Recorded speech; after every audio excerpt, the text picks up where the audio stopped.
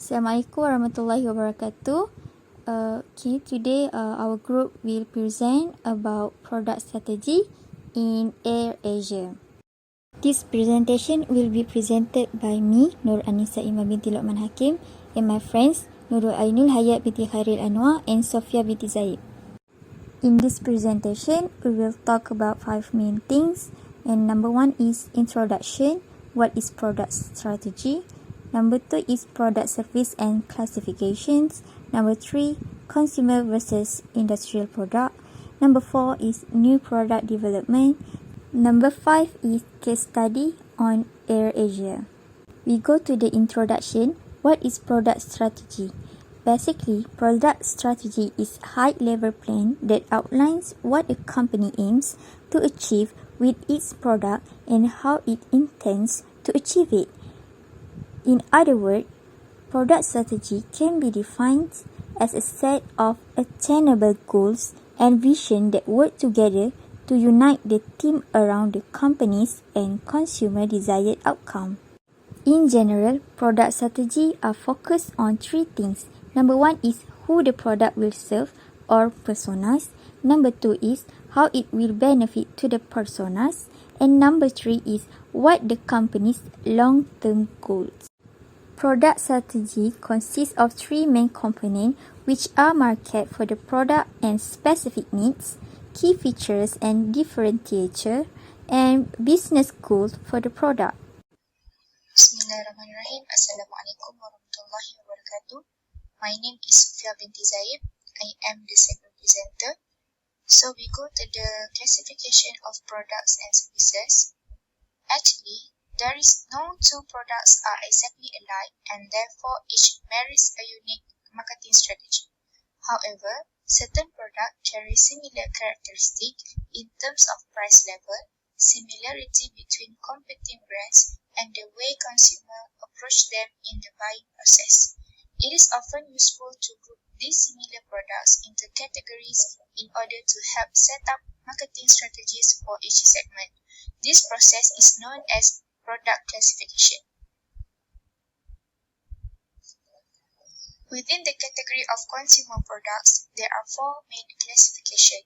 First, convenience goods. The second one, shopping goods. The third one, specialty goods. And the last one, unsold goods. Firstly, we go to the convenience goods, which is these products that consumers purchase often and habitually without much thought given. Convenience goods usually are low-cost items with little differentiation between brands, and therefore customers often pick a brand one time and then remain with that brand without reconsidering. For example, toothpaste. We are used to one product such as Colgate brand, so when we buy, we do not have to look at other brands because we know that the product we use is cheaper than the others. Next, we go to the shopping goods. In contrast, consumers looking to purchase shopping goods are more willing to do research and compare different product options. The reason for this is because shopping goods are higher priced and more important items within a person's life, and therefore it is a more economic use of consumers' time to compare products. For example, can include extremely large purchases like houses and cars, or more modest items like clothing. For example, if people want to buy a car, people are willing to exert significant time and resources looking online, visiting multiple dealerships, and test driving different vehicles to find the best car for the price. Next, specialty goods. A specialty goods is the only product of its kind on the market, which means consumers typically do not feel the need to compare and contrast or deliberate as much as they would with other products. For example, iPhone. I have been purchasing new iPhone for years, and I haven't paused to consider other smartphone models. This is not because an iPhone is an impulse buy, but because of the brand recognition and unique quality, I feel I'm getting from an iPhone. Finally, unsold goods, a product that people are not typically excited to buy and also do not buy on impulse. Good examples of unsold goods include fire extinguisher, batteries, or life insurance. People will typically buy an unsold good out of a sense of fear or danger. For instance, you would not go on the market looking for the new and best fire extinguisher. You had only purchased one due to the fear of a potential fire. Alternatively, some unsold goods, like batteries, are bought simply because the old ones ran out. Next, we go to consumer product versus industrial product. What is consumer product? Basically, consumer product is product that bought for the certain purposes such as household use, personal use, or family use from retail stores. While industrial product is product that the company purchased to create other product that will be sold afterward, which can be directly or indirectly used in the production of retail products. We can classify the customer product within 3 subcategories. Number 1 is shopping product. Shopping product is a product that have high of value and purchase it infrequently after make a comparison and evaluation. The things such as television, handphones, laptop, and refrigerator. Number 2 is specialty product. Specialty product is product or things that considered special for customer. For example is jewelry and branded stuff. Number 3 is convenience product. Okay. Convenience product is product or goods which most of them are non-durable or not long-lasting and may be purchased in small quantities such as bread and milk. Industrial product can be considered by the usage of the product by the consumer, and it can be classified into 5 subcategories. First, industrial supply, which are goods or things that are commonly purchased at a high cost, like office supplies. Second is installation, which are capital item or high value item that used directly to produce another product like machine tools, commercial ovens, and many more. Third are fabricated part, where the product are being used in final product without processing, such as battery and spark plugs. Product that need to process before using in final product, we call it as a fabricated material, like steel and so on. Lastly, accessory equipment that not long-lasting and cheaper than installation, such as hand tool and desk computer. Okay, Assalamualaikum warahmatullahi wabarakatuh. My name is Nurul Aina Hayat binti Hairanwa. Okay, right now I will explain to you guys about new development process. Ready? Okay, let's start. Okay, first of all, what is new development process? Okay, it's very simple, okay? It is about all the steps that needed to make sure the new product from the company become available, can be sold in the market. Okay, it's all the process from the beginning until the end of the produce of the new product.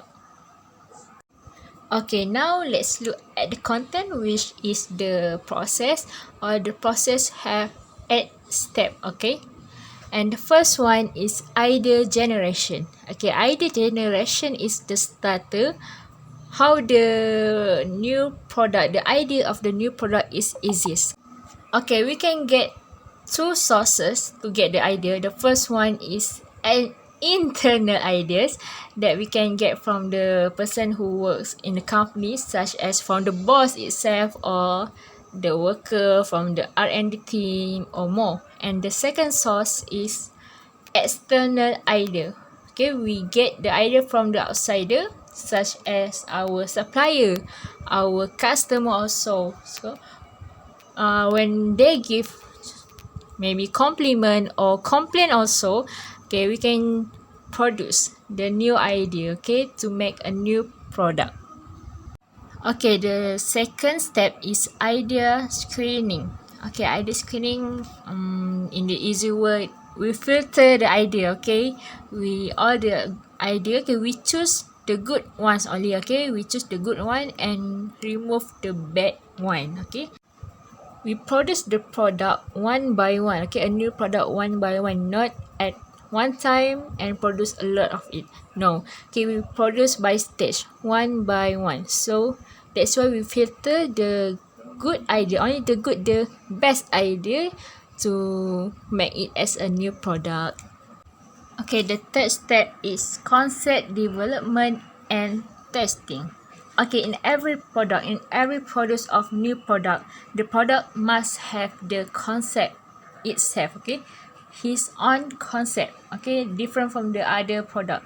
So that's why the concept is very important to make sure it's become easier for the customer, okay, the people outside to realize and acknowledge about the product. And then we have to test it, okay, testing the product in some of our target. We have our target consumer for testing, okay. We can make sure from the testing that we can make sure that whether the product is possible product, okay, available to the customer, bring a meaningful product to consumer itself, or have potential, okay. The next step is marketing strategy development. Okay, this step is about planning about the initial marketing strategy. This marketing strategy is really important because from this we can get to know, okay, make a formula, okay, about the marketing, whether how the description of the target market, the sales, the profits, okay, our goal for the profits, and how the plan long-term sale or anything that involve about the marketing. Okay, business analysis. Okay, from this step, we can get to know about the purpose of the new product. Okay, we can know whether the product can satisfy the company's objective. Okay, all in this step is involved about the review of the sales, the cost, and the profits. Okay, that can get from this new product, whether it satisfy the company objective or not. Okay. Next step is product development. Okay, in this step, we can get to know development in successful prototype. Okay, from after the product passes the business test, okay, we have to develop it into a physical product, okay, to make sure the idea of the new product can become a market offering, okay, so become a good offer for the market. Okay, but the problem is it will cost a lot at the R&D and engineering, okay, because R&D department will develop and test maybe more than once to make sure that the product development or product concept become successful prototype, okay. If it is just a short time, it will be okay, but it will maybe become a week, month, or even years, okay. So that's a little bit sad about it. The second last step is test marketing. Okay, this step is really crucial and important, okay, because in this step we become more realistic, okay, which is we test the product, the new product, in realistic market setting, okay. We do it because we want to know, we want to make sure that the product, when we introduce it into the customer, to the people, it will be